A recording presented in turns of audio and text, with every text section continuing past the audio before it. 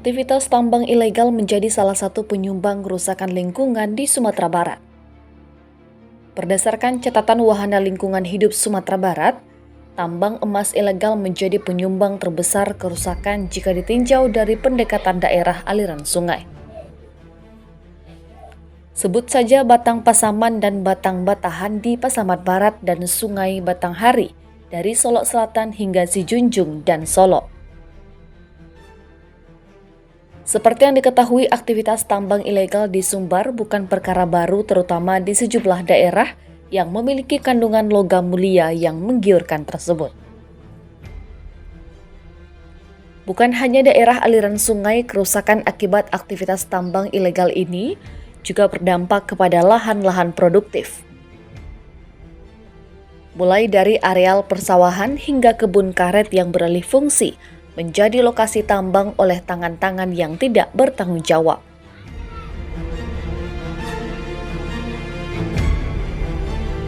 Terlepas dari maraknya tambang emas ilegal atau peti sejak beberapa waktu terakhir, beberapa waktu lalu kepolisian juga tengah gencar-gencarnya melakukan penertiban terhadap aktivitas tambang ilegal. Direktur Reserse Kriminal Umum Polda Sumbar, AKBP Alfian Nurnas, beberapa waktu sebelumnya menyampaikan, 3 daerah dengan aktivitas tambang yang cukup marak beberapa waktu terakhir ialah Pasaman Barat, Solok Selatan, dan Sijunjung. Oleh sebab itu, 3 daerah di Sumbar tersebut menjadi prioritas penertiban tambang emas ilegal melalui operasi tambang emas ilegal atau peti yang melibatkan petugas dari berbagai satuan. Dari catatan Padang TV, 2 kali penggerebekan dilakukan polisi. Lokasi pertama yang didatangi petugas penambangan emas ilegal yang berada di Tombang Hilir dan Tombang Mudik, Nagari Sinuri, Kecamatan Talamau, Kabupaten Pasaman Barat. Penggerebekan dilakukan pasca adanya pengaduan dari masyarakat terkait adanya aktivitas penambangan emas tanpa izin dengan menggunakan alat berat di lokasi tersebut. Di lokasi, tim gabungan dari Bareskrim Mabes Polri bersama tim Polres Pasaman Barat menemukan bekas penambangan yang cukup parah di aliran sungai Batang Pasaman tersebut. Saat dilakukan penggeledahan, tim tidak menemukan satupun penambang dan alat berat yang sedang bekerja di lokasi itu. Namun di lokasi ditemukan puluhan pondok penambang dan berbagai alat tambang, serta BBM jenis solar yang sudah ditinggalkan. Bahkan tim juga menemukan beberapa emas hasil tambang yang tertinggal oleh penambang. Diduga para pelaku penambang emas ilegal tersebut sudah mengetahui akan adanya razia dari petugas.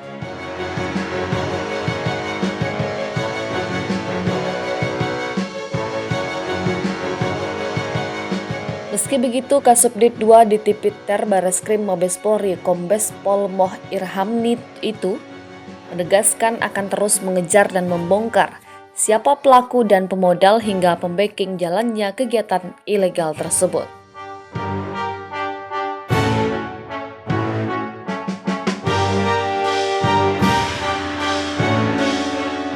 Kegiatan dari pagi sampai sore ini bersama dengan Kapolres Pasaman Barat serta stakeholder yang lainnya dari Dinas Provinsi dan Kabupaten, kita melakukan penertiban kegiatan penambangan emas tanpa izin di daerah aliran sungai Batang Pasaman. Kita temukan beberapa hal yang ada di TKP.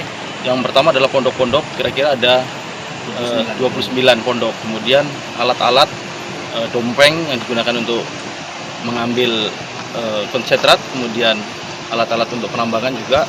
Kemudian hasil ada beberapa emas yang kita temukan, kemudian bahan bakar, solar, kemudian oli dan alat-alat lainnya. Tindak lanjut yang akan kita lakukan bersama tim gabungan dari Mabes Polri, Direktorat Tipiter, kemudian dari Polda Sumatera Barat, Polres Pasaman Barat, kita akan mengejar siapa pelakunya. Jadi betul apa yang diadukan oleh masyarakat ke kami, ke aparat penegak hukum Polri, bahwa benar-benar ada kejadian atau kegiatan penambangan ilegal.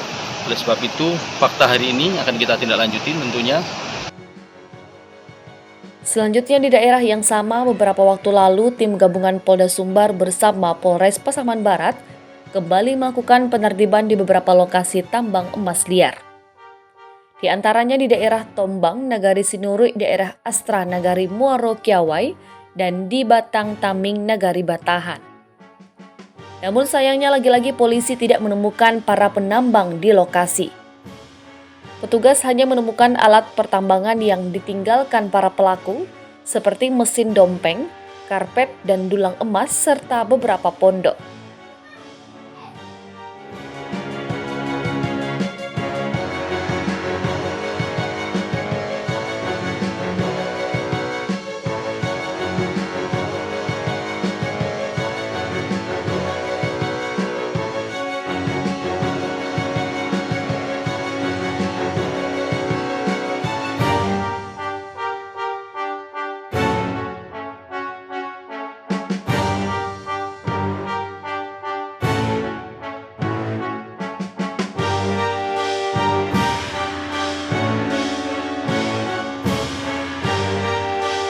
Terima kasih. Jadi kami dari tim gabungan Berantas Peti dari Direktorat Kriminal Khusus, kemudian gabungan dengan Brimob, dengan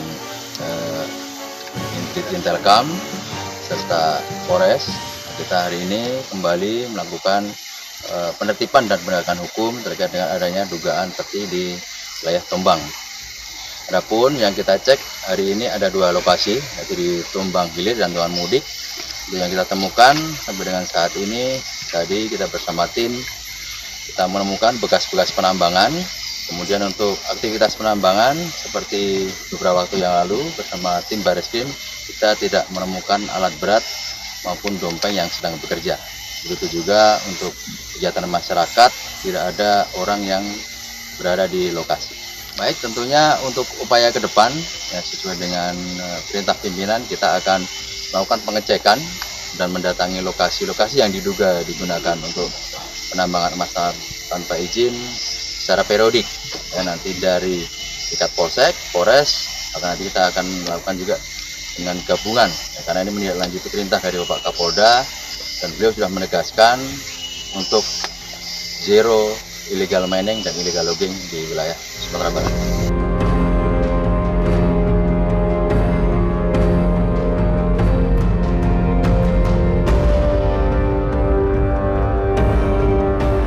Dua penertiban di daerah yang sama dengan hasil yang sama, sama-sama tidak menemukan pelaku penambangan.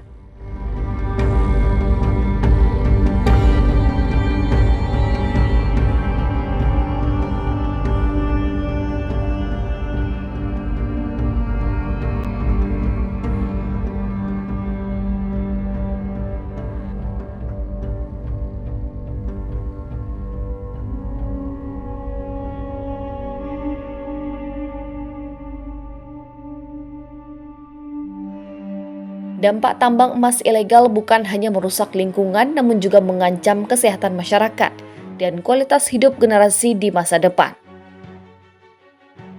Pelhi Sumbar menyebut dari beberapa riset yang dilakukan di aliran sungai yang terdapat tambang emas ilegalnya, ditemukan air sungai yang mengandung merkuri. Merkuri juga meningkatkan angka kematian. Adapun dampak akut pajanan pada bayi mengakibatkan cacat mental, kebutaan, cerebral palsy atau gangguan gerakan otot, gangguan pertumbuhan hingga kerusakan otak. Dilansir dari agencoresources.com, merkuri atau sering disebut juga dengan air raksa menemukan jenis logam yang tersebar di alam dan terkandung pada biji tambang, batu-batuan, air, tanah, hingga udara. Merkuri yang terkandung di dalam udara, tanah, ataupun air sebenarnya berkadar sangat rendah. Namun, banyak kegiatan manusia yang menyebabkan kadar merkuri menjadi semakin meningkat. Salah satunya seperti kegiatan penambangan emas. Para penambang emas memanfaatkan merkuri untuk menghasilkan emas yang lebih banyak. Padahal melakukan kontak langsung dengan merkuri dapat berdampak buruk, menyebabkan berbagai penyakit berbahaya bahkan bisa mengancam jiwa.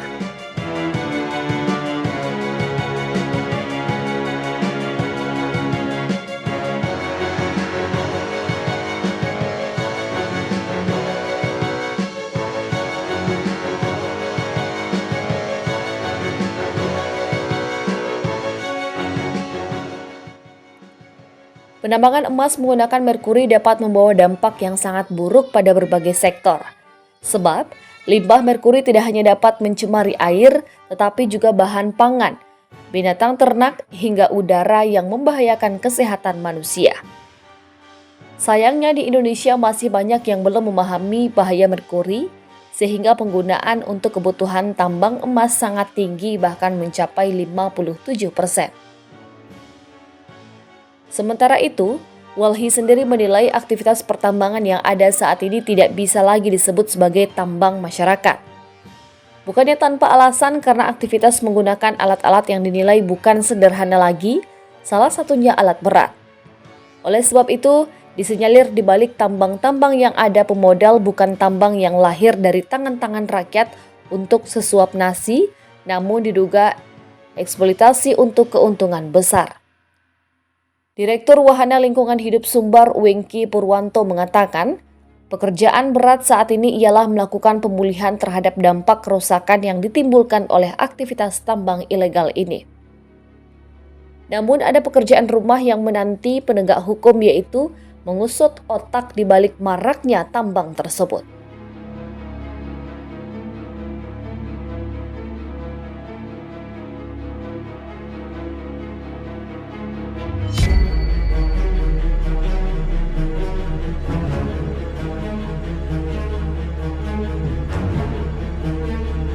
Dalam catatan Walhi Sumatera Barat, aktivitas penambangan emas ilegal di Kabupaten Pasaman Barat telah berlangsung sepanjang tahun 2022 dan 2023.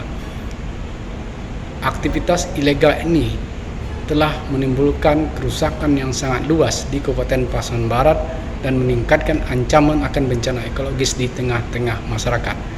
Meskipun telah disuarakan oleh berbagai elemen masyarakat di Kabupaten Pasaman Barat, tetapi aktivitas ilegal ini terus berlangsung. Dan baru-baru ini kita dapat informasi bahwa tim dari Mabes Polri dan Polda Sumatera Barat melakukan upaya penegakan hukum dengan penangkapan terhadap pelaku di lapangan. Tentu pekerjaan besar kita hari ini adalah selain memulihkan kerusakan lingkungan yang telah terjadi, adalah mengusut aktor intelektual atau pelaku utama di balik aktivitas ilegal yang telah berlangsung selama ini, termasuk untuk mengusut siapa saja aktor-aktor yang membekengi aktor yang kemudian melindungi aktivitas ilegal tersebut selama ini. Tentu semua aktor-aktor ini harus dimintai pertanggungjawabannya di hadapan hukum. Sementara pengamat lingkungan hidup Endang Dewata menyampaikan, dampak kompleks ditimbulkan oleh aktivitas tambang ilegal mulai dari kerusakan air, tanah, udara, bahkan hingga dampak sosial. Oleh sebab itu, ada ancaman pidana yang diberlakukan bagi pelaku aktivitas tersebut. Oleh sebab itu, gerakan cepat menghentikan tambang ilegal tersebut mesti segera dilakukan sebelum berdampak lebih luas dan lebih parah.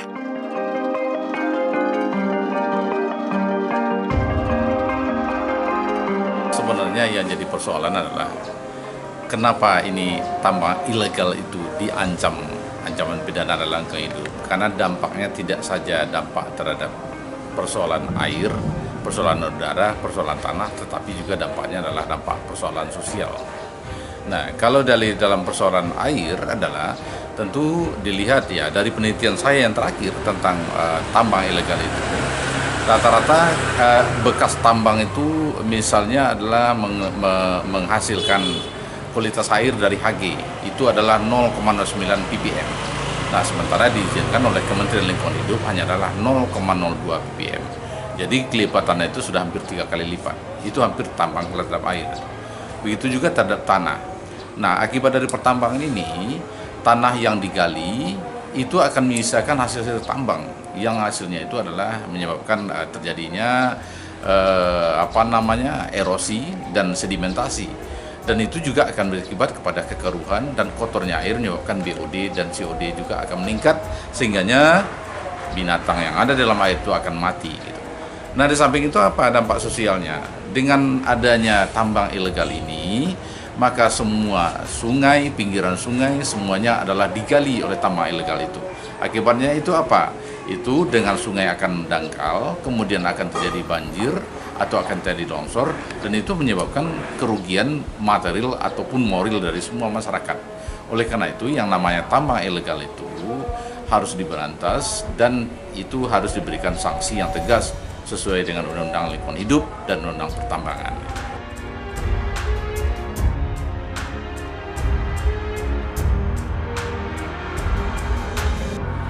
Salah satu kendala dalam pemberantasan tambang ilegal saat ini ialah berpindahnya kewenangan dari pemerintah daerah ke pemerintah pusat.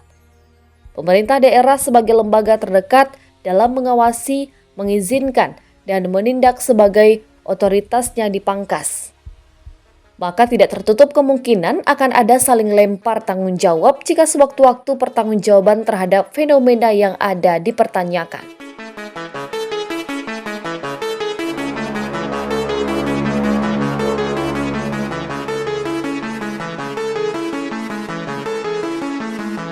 Nah, jadi yang menjadi persoalan sekarang adalah tambang itu sebagian sekarang kan izinnya sudah berada ke pusat. Nah, sementara daerah tidak mempunyai hak untuk itu. Dan ini seperti saya pikir ini undang-undang ini sudah tidak jelas ini dan sebenarnya harus dikembalikan ke daerah. Kenapa terjadi begini? Ketika daerah rusak, kemudian yang menerima akibatnya, menerima efeknya itu adalah pemerintah daerah. Nah, sementara pemerintah pusat itu tidak tahu dalam persoalan itu. Tapi kalau perizinannya dan kemudian pengawasannya berada di pemerintah daerah, sehingganya pemerintah daerah bisa mengontrol lebih baik. Itu yang pertama. Yang kedua, kalau ingin juga dari pusat, maka ini adalah gerakan dari kepolisian tentu lebih tinggi dalam ini.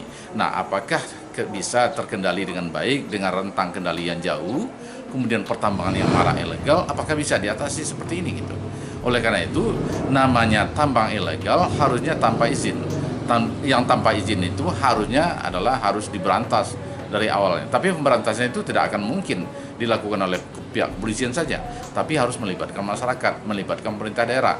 Nah, tangan pemerintah daerah dan masyarakat tentang ini tidak ada. Sehingganya kalau pemerintah daerah nanti, kalau masuk masyarakat nanti, malah dia berbalik kepada dia, karena dia sudah ada pertambangan. Karena bagaimanapun secara ekonomi yang dunia tambang itu ya mafianya luar biasa, mengalahkan pemerintah daerah dan termasuk juga masyarakat.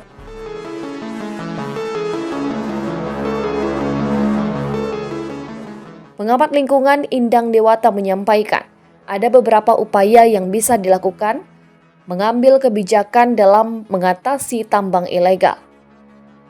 Pertama ialah memaksa tambang ilegal menjadi tambang legal. Artinya aktivitas tambang harus mengacu kepada dokumen lingkungan hidup sehingga ada pertanggungjawaban dalam aktivitas tersebut. Yang kedua ialah jika upaya tidak efektif dilakukan dengan pendekatan hukum.